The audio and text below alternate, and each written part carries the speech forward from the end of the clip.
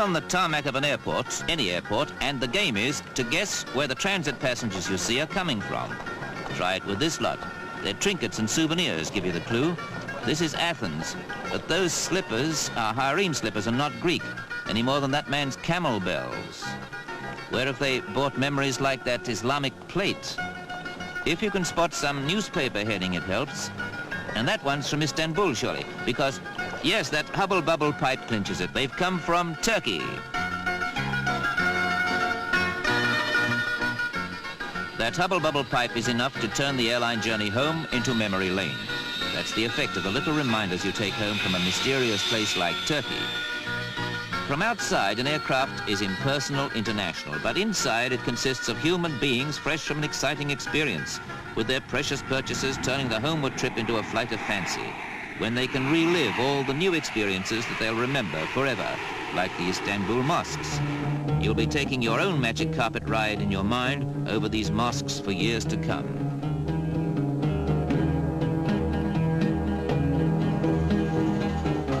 Flight of fancy, and before they themselves come down to earth at home, they're back in Turkey. Perhaps at Ankara, watching the National Day parade, with modern soldiers of the skies floating down into the midst of colorful history.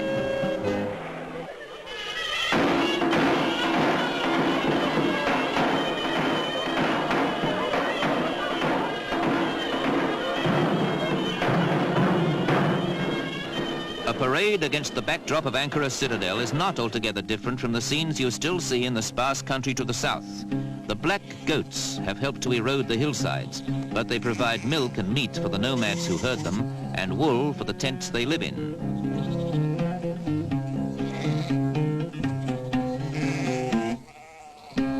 Wool, hand-spun by a girl of no fixed address. This is the simple life, unchanged in centuries. Here it's no rarity.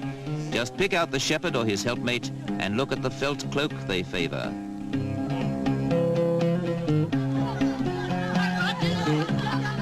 Here's where a marketplace etches itself in your imagination. It's Aladdin's cave out of doors in the colorful streets.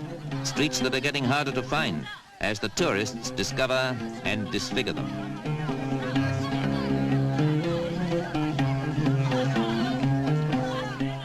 Remember the old individual ice cream merchants here, making it that way?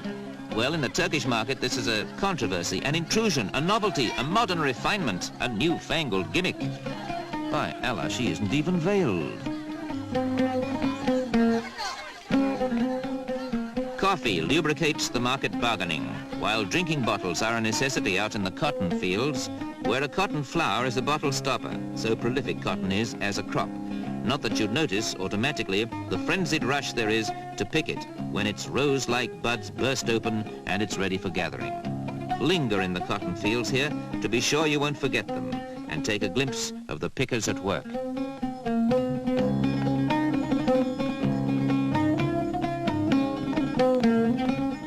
Turkey's unspoilt but far from backward, so it's a joy, not an anachronism, that the camel caravan still comes into the picture, carting the raw cotton to the mill. You'll notice there's a baby camel learning the ropes.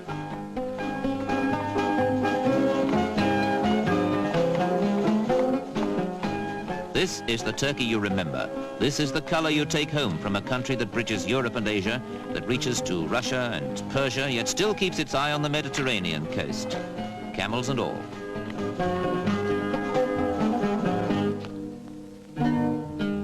The blue Mediterranean Sea, and Turkey tumbles into it. Just see how her rivers laugh their way to the west. Dawdle here a bit, where Antony and Cleopatra, in their day, dallied romantically.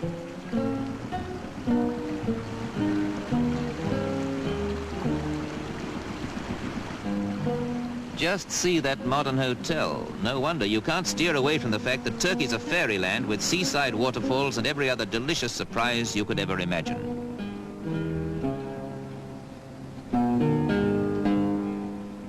These gypsies have walked, yes, walked 1,000 miles from Bulgaria for resettlement in Turkey, their home country. They're gay when you meet them on the road because this is a happy and hospitable place to be in.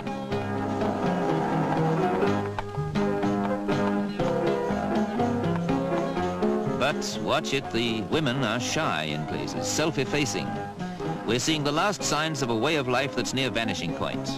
Get into a big city and you'll see old and new meeting at the shoeshine box.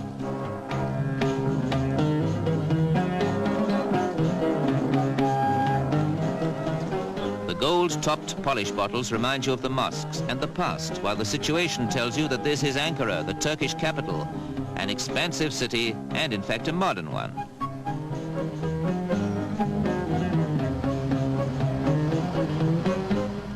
Kemal Ataturk, buried in this imposing tomb, put Turkey on the modern map, allowing women equality and even slacks. His emancipation's working, by degrees, of course. The fact that they've given him a pharaoh's tomb from the past would seem appropriate here. This was once the forum of an Alexandrian-style town. The place was wrecked by an earthquake, but subsequent tremors turned it into a wonder of the world. Those tremors started a hot spring of rich mineral water flowing, which made this pool and spilled over to create strange stalactites in the open air. Water from a tap deposits solids in a kettle. Water from one of the inner Earth's hot springs deposits this sort of solid waterfall down a mountainside.